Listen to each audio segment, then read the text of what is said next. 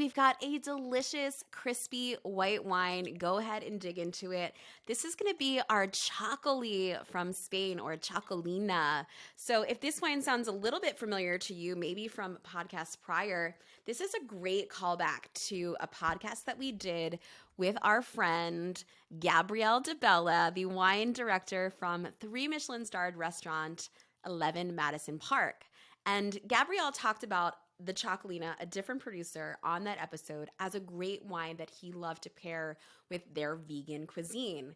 So noting that and the fact that we also love Txakolina, we thought it was the perfect opportunity to introduce you to one of our favorites via the episode with Chef Val Cantu from Californios. Now, Californios is a 2 Michelin-starred restaurant, and the only one, in fact, that specializes in Mexican cuisine. So we thought, given the parameters that we had for this episode, what better way to start off with a delicious, refreshing Txakolina.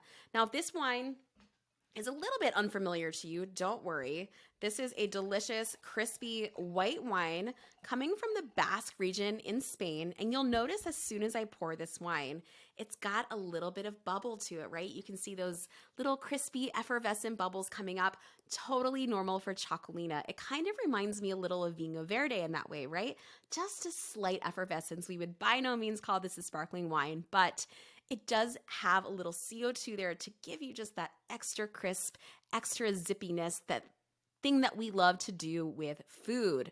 Now, I'm going to talk about this wine on the nose and on the palate, and also give you a few food recommendations. So as I'm smelling this wine, I'm getting tons of great citrus as well as apple. So you should be getting things like green apple, a little bit of this like great Meyer lemon, and then this awesome zippy citrus rind like lime zest. Do you get that?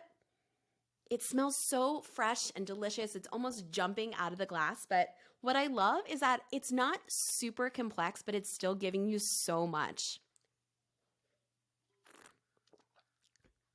And when I taste this wine, it is giving me everything I want. So it's giving me all of that great citrus as well as some delicious minerality there.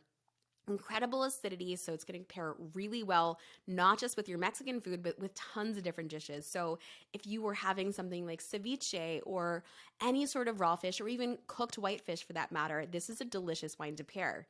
The other thing that I want to call out is the alcohol content on this wine. This is only 10.5% alcohol by volume.